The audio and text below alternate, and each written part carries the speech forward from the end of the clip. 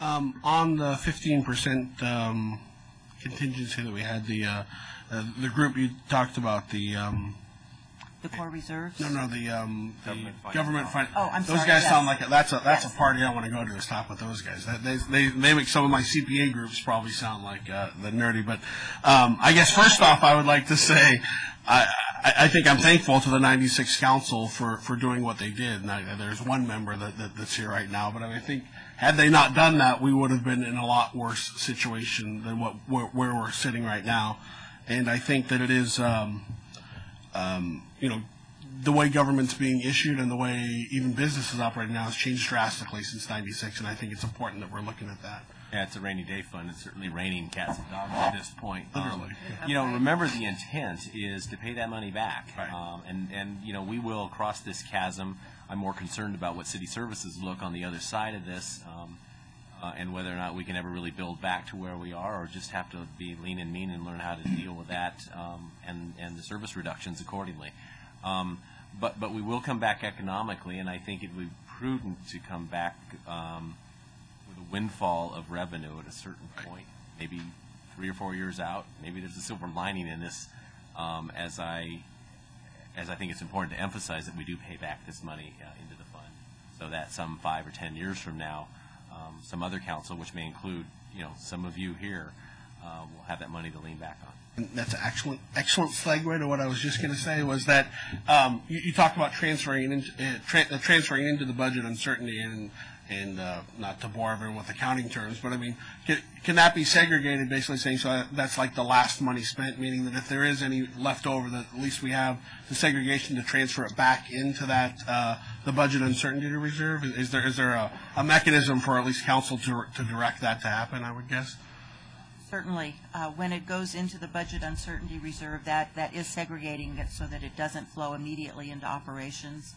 And we would only propose using as much of that money as we needed in order to balance the budget. I think the city manager hit the nail on the head with that. I don't have anything to add with that. My last question is we talk about, I think, judging by this chart, I think there's a 10.7 more in expenditures right now than what we're talking with revenue for this fiscal year, and I think we have the strategy you've laid out, I think, for the future is good. I'm curious, in we're spending $147 million in expenditures, basically. That was their number before, that's our number now.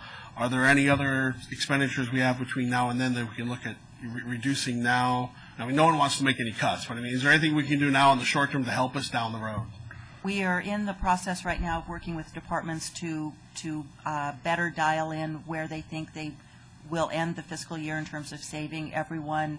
It takes very seriously the goal and the desire, the direction to spend as prudently as possible, save wherever possible, because we all recognize that a dollar that we save now is one that we don't have to cut. And that was something that really helped the last go around, I remember, was the savings from the department, so that's great. So we're in the process of analyzing that right now. Because we will need that when the other shoe drops, property tax information in August. Thank you, Mr. Mayor.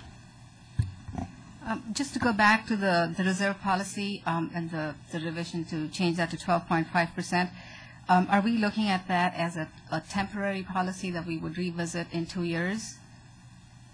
It's we would be changing the policy, and depending upon how you would take a stab at that. Okay. Depending on how bad things are, we may come back to you again and ask you to lower it. I understand that, but I mean, again, it's temporary. So with that being said, under good economic times, and to the extent that our local economy recovers, we're hopeful that we'd be in a position 4 or 5 years from now to come back to you and not just repay that money, but then raise it back up again to 15%. So that would be a nice place to be in a few years. Right, and I think, again, as Councilmember Harrison said, it was a policy of the council in '96 to put that money aside. That's keeping us going now. And so, again, whether it takes 2 years or 3 years or 4 years or 5 years, at the end of that period, I'm hoping we can come back and take a stab at that policy and get it back to where we are today. Just a quick question about the stimulus package. I know the city has applied for the package, and we have a wish list, and there were some questions floating around about where that list could be found. You approved sort of a master list of all of the projects, and then we edited that project, for lack of a better word, to the various groups that needed to be submitted to, because each one had different criteria. That full master list, if it's not PDF'd now on the website as an extension of citizens' input, then it will be, I think, within the next day or two. So the full PDF with all of our projects, over 400 million worth, should be on the website. So in a lot of ways, what you're presenting to us today is still fluid, and so in the next 3 months, we'll get some updated information, which could be as bad or worse. That's unfortunately the case. We are, as the city manager indicated, we are very anxiously awaiting the sales tax information for the holiday quarter. The news has certainly been grim about spending nationwide during the holiday quarter. So I guess we're waiting to see how bad it might be. And hopefully by April, we'll also know what the state budget looks like. Hopefully.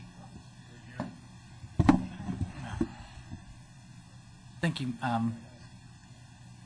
What other effects might our reduction of our reserve funds have on our bond rating, our ability to borrow funds? Is there some additional cost that we may pay in financing because of a change in our strength? That would certainly be something that the rating agencies would look at very carefully. They would want to know the underlying situation, the story behind that. Certainly, if we have a longer-term strategy of paying that back at some point, that will be viewed favorably. We still, again, are within the GFOA recommended practices. It's more I think the trend, and it's something they're seeing with every city, frankly, that we are all being challenged by the economy and finding different ways to deal with that. So what the rating agencies are really looking for is the underlying plan, strategy, and fiscal management of the organization to be able to sustain and continue to provide services into the community and make sure that we can also make the debt service payments, which is ultimately what they're interested in. On the suspension of the transfer to the CIP funds or CIP projects, are we suggesting that if we do have funds that we'll restore those, or is this $2 million that will never be transferred over to the projects if the economy comes back and our financial picture is improved? The CIP is updated every 2 years. We're in that process now. And what we are recommending at this point is to not make that $1 million a year transfer for the next 2 fiscal years. Certainly there will be an opportunity to revisit that in the next biennial update of the capital improvement program. All right. And as far as we don't have any money, so I'm going to ask the question anyway. We don't make improvements to our infrastructure, our capital improvement projects. We run some risk of having them further deteriorate and then having to go back in 3 or 4 years to spend more money than we would have done it because we're deferring.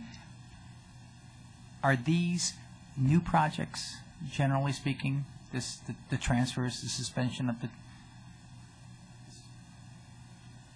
Some of it is used to, unfortunately, just because our general funding for projects is so restricted, that there is a portion of it that does go just to routine maintenance of things like concrete repair, turf in the parks. So there is some element of it that is maintenance in nature. And then if there is money left over there, it can also be used to fund other true CIP projects.